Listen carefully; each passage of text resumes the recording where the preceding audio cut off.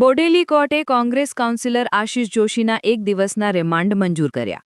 ચૂંટણી દરમિયાન નોંધાયેલા દારૂના કેસના વડોદરાના કોંગ્રેસ કાઉન્સિલર આશિષ જોશીની મુશ્કેલીઓમાં વધારો થયો છે. બોડેલી કોર્ટ દ્વારા આજે આશિષ જોશીના એક દિવસના પોલીસ રિમાન્ડ મંજૂર કરવામાં આવ્યા છે. અમદાવાદની રામોલ પોલીસે આશિષ જોશીની ધરપકડ કરી હતી. ત્યારબાદ તેમને સંખેડા લાવવામાં આવ્યા અને આજે બોડેલી કોર્ટમાં રજૂ કરવામાં આવ્યા હતા. પોલીસે 3 દિવસના રિમાન્ડની માંગણી કરી હતી.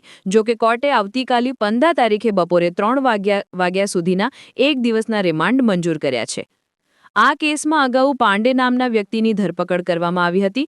હવે પોલીસ રિમાન્ડ દરમિયાન દારૂનો જથ્થો ક્યાંથી આવ્યો હતો અને અન્ય કયા સહ આરોપીઓ સંડોવાયેલા છે તેની તપાસ હાથ ધરશે.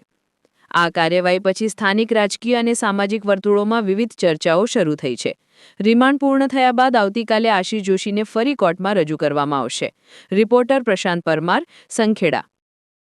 2024ના રોજ નાઇટમાં અમે અમારા પોલીસ સ્ટાફ સાથે પેટ્રોલિંગમાં હતા. તે દરમિયાન અમને ખાનગીરાએ હકીકત મળે એક શંકાસ્પદ ઇકો ગાડી, નંબર પ્લેટ વગરની ઇકો ગાડી સંખેડાથી બહાદુરપુર તરફ જઈ રહી છે. તેમાં પ્રોહિનો મુદ્દામાલ હોવાની આશંકા છે. તે આધારે અમે સંખેડા પોસંગ નદીના ડાયવર્ઝન પાસે એમની વોચમાં હતા. તે દરમિયાન તે સદરહુ ગાડી, ઇકો ગાડી ત્યાંથી પસાર થતા તેને રોકી કોર્ડન કરી ચેક કરતા તેમાંથી 299 બોટલ ઇંગ્લિશ દારૂનો જથ્થો કિંમત ₹3,96,773 નો મળી આવેલ હતો. તેનો ચાલક પ્રમોદ પંચનારાયણ પાંડે આરોપી ગાડીનો ચાલક હતો અને પોતે આ મુદ્દામાલ પાંચ બાજુથી ભરીને લાવેલ હતો અને વડોદરા શહેર ખાતે આશિષભાઈ જોશી મોબાઈલ નંબર 99091353 નાઓને આપવા માટે જતો હતો તેવી હકીકત જણાવતો હતો. તે આધારે અમોએ પંચોની રૂબરૂ કાયદેસર કાર્યવાહી કરી તમામ પ્રોહિનો મુદ્દામાલ અને ઇકો ગાડી જપ્ત કરવામાં આવેલ તેમજ આરોપીને જે તે વખતે પ્રમોદ પંચનારાયણ પાંડેને અટક કરવામાં આવેલ હતો. ત્યારબાદ આગળની તપાસ સ્પેશિયલ ઇન્સ વીડી બારિયા સાહેબ નાઓએ સોંપવામાં આવેલ હતી. તપાસ દરમિયાન આરોપીઓના કોલ ડિટેલ્સ ના આધારે અમોએ સદરહુ 2 નંબર આરોપી આશિષભાઈ જોશીની પૂછપરછ કરવામાં આવેલી હતી. આશિષભાઈ જોશીનાઓએ બી તેમના પૂછપરછ દરમિયાન જણાવેલ કે પોતે જે આ 99091353 નો મોબાઈલ નંબર છે પોતે જ વાપરે છે અને તેમના પ્રથમ આરોપી પ્રમોદ પંચનારાયણ પાંડે સાથે કોન્ટેક્ટ કોલ થયેલ હતા તે જણાવેલ હતું. તે આધારે ગઈકાલ દિવસથી અમારી એક ટીમ આ આરોપી આશિષભાઈ જોશીને ધરપકડ માટે વડોદરા શહેર ખાતે મોકલવામાં આવેલ હતા અને અમારી ટીમને એવું જાણવા મળેલ કે આરોપી છે પોતે વડોદરાથી અમદાવાદ શહેર તરફ નાસ્તો હોય એમને પકડવા માટે ટીમે તેમનો પીછો કરેલ અને અમદાવાદ ખાતે રામોલ પોલીસ સ્ટેશન હદ વિસ્તારમાં તેમને પકડી પાડવામાં આવેલ. ત્યારબાદ ત્યાંથી તેમને હસ્તગત કરી કાયદેસરની કાર્યવાહી કરી અને પોલીસ સ્ટેશન ખાતે લઈ આવી તેમને અટક કરવામાં આવેલ છે. હાલ આરોપીની વધુ તપાસ ચાલુ છે.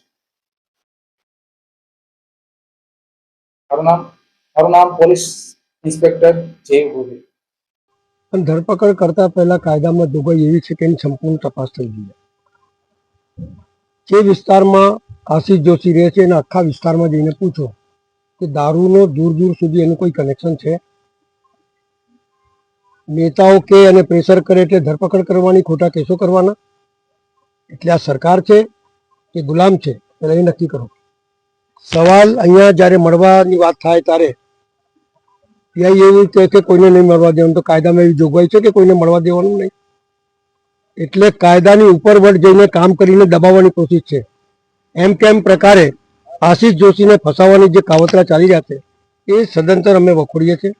બીજી વાત કે હાઈકોર્ટમાંથી અને ગમે ત્યાંથી પણ અમે લોકો આની પૂરી ઇન્કવાયરી કરીશું અને આ નાર્કો ટેસ્ટ થશે.